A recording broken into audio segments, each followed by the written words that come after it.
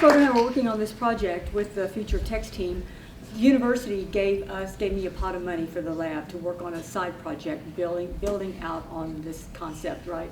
And so I have, the lab has built a space called the Next, which is a virtual museum and library. We hold over 3,000 works, the repository for the works, so we have the files, and we make each work available, accessible in its own exhibition space.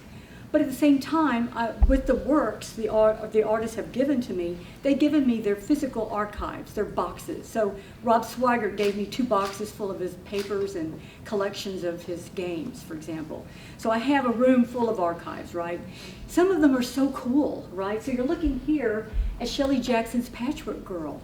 Now, back in 1995, Eastgate Systems, Inc. was publishing these little floppy disks and CD-ROMs of digital stories, right? And this is a narrative, a hypertext narrative, that was created like a little booky thing. It's like a little cardboard book that sat on the shelf. You could open it up, you could see the writing inside, you could see the floppy disk there. And so what we were thinking about doing is we want people to actually see this at home. We want people to be able to go to the Next, go to the visualization space, and look at some of these objects and experience them so that they know what these things were. My students had never really seen a floppy disk. And in 100 years, nobody's going to know what the hell that is, right? And so in this project, we're able to visualize some of the physical, the more salient physical archives. And we were talking last night with Michael Whitmore about the importance of Patchwork Girl. It's one of the 2 works that were published of the 48 by Mark Bernstein at Eastgate that has persisted. It's so popular. The other one I think is interesting is this little pinwheel. This little pinwheel was made by Dene Larson. Now if you think back, those of you can remember, before the web, pre-web, right? How do you talk to people about your art when they don't even own a computer? And you're traveling around the country trying to show your art and explain what hypertext is. Dene Larson created this little pinwheel that is a poem. And as you blow on the pinwheel blades, it turns and you could read this little poem. So on each side of the pinwheel, there's the bits of the poem, right? So we visualized the pinwheel and let it spin so that you can see what that artifact was about. So part of what the lab's interested in is not just the work, but what the artist had to do, the efforts the artist had to make in order for the work to be understood at a time when people didn't understand it. And even now, people have a hard time understanding this stuff. Let's go to the beach ball next. Sure. Yeah. Oh, yeah. We'll go to the beach ball. Okay, so Richard Holton, one of my favorite authors, did Figursky at Findhorn on acid, and yes, it is the acid, right? And it's an absurdist work, one of the only comedies that was published by Eastgate Systems, Inc. It was published in 2001. And when he performed this in 2001, remember at rock concerts, people would throw beach balls, right? So he took this beach ball and he wrote snippets of his hypertext on it with a marker.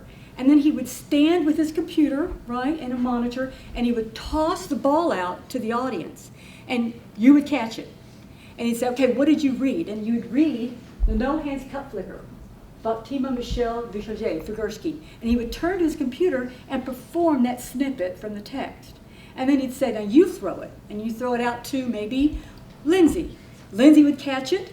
She would read a piece of it and he'd perform it. And what it would do is make people realize what hypertext was. So physically performing hypertext in an audience. And it got the point across. So I have both beach balls that he used in my archive. Why not show that to the world?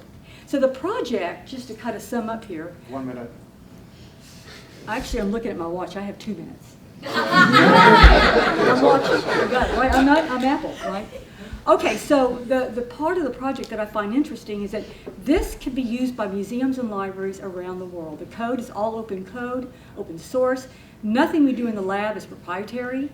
Even the Next is built in HTML, CSS, JavaScript, PHP, and MySQL by Holly and Greg, who are in my lab. They're probably here raising their hands. There they are. And so even the code that this is built in is available in GitHub, right? So people can actually use this and show their artifacts in their museums and libraries so that people can actually get to these materials and see them. It might be a way to get people to want to go to the space, but it also is an educational experience so that people can understand the archives that are being held by these institutions. Thank you. All right. And I have a minute. Questions, comments? Yeah. It's okay. Are you ready to start? What's that? Are you ready to Yeah, start? all the stuff we were demoing works in VR too. We didn't have enough time to show it. But all that stuff on the browser, you can do it in the headset too. It's much cooler having it in front of you. Yeah. Okay, no questions? Thank you. No, hang on. Well, David is setting up questions, people. It's a remark, then I think maybe highlighting the browser part is important, because I think there were some people who did not try VR yet. And what does it mean to work in the browser?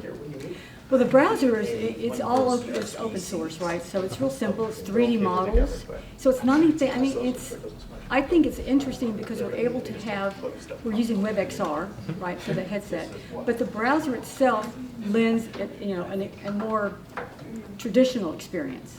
You're able to get on the browser, Safari, Chrome, and play with them through the mouse. Yeah. You've shown physical artifacts that get remediated into other forms. Do you see artists now creating work that they know will be remediated, or where remediation is part of the completion of the artwork? Not yet. Not yet, but I'm hoping that will happen, because that would make a lot of sense. I mean, there are people that, like Bez Breeze is a 3D modeler who does 3D art, but she's not imagining it being presented like this. I think there is an art form for this. I mean, restoration, reconstruction, and digitization are all can be construed as forms of art, especially if the reference, the actual artifact you're working with, is incomplete or low resolution. Yeah, absolutely. Yeah, Mark? I think reality is remediating whether it's one of the things you're creating today, one of the things even if writing, say, for your work, not necessarily for your basic stuff, we need to start thinking about what that means, because either we control that remediation, we have some say, or it is done unto us, because that's what the system actually do. So it's there already, and this is one thing we're exploring here again. What does that mean in terms of the tools and the performances we offer people? Because a lot of the challenge actually isn't the tech. It's social engineering. It's changing our understanding of our interrelation with others. We have 21 objects that we 3D modeled, and the project is going to be completed at the end of December, so we're almost done. What you're looking at is, I think, 3 or 4 that are ready to go. So you're going to be able to experience this in the back of the room at the end of the day in our XR experiences with the headset. And it's really amazing to see the ball in your hands and be able to manipulate it. So to answer your question, it's fun to play with it on the browser, but when it's in front of you and it's an object, it's very visceral. What we'd like to add, one of our little stretch goals, is to have sound, because the sound of that plastic would really add something to that experience, right? So we're hoping to add a little bit of that to it at the end if we have some time. Yeah. Are there like nuanced differences between labeling something as hypertext versus labeling it as like a reference or a mapping function? Well, you're asking someone who loves hypertext and sees everything as hypertextual. Okay. So that I tend to think of things hypertextually. So are they like mostly synonymous, or are I there do. nuances I between? think there's some that aren't, but I think in general, we have become so, everything has become so interconnected, intertwingled, it's hard for me to take them apart and think of them not as hypertext. Does that make sense? Yeah. Yeah, I'm a child of my period.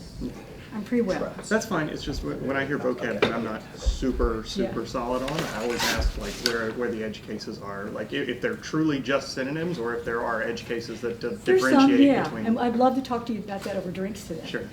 By the way, at the end of this evening, we're going to be at Niche for a reception. Lots of food, lots of wine and beer. Yes?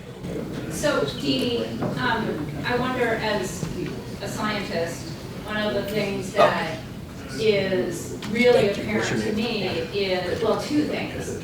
One is what's been lost with the advent of digital obtaining of data is that lack of putting everything out on the table and walking through the data and seeing those connections. So I think it's a disservice to our students that they're not having that experience.